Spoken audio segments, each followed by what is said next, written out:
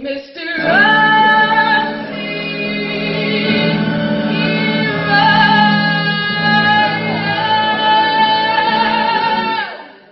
how much my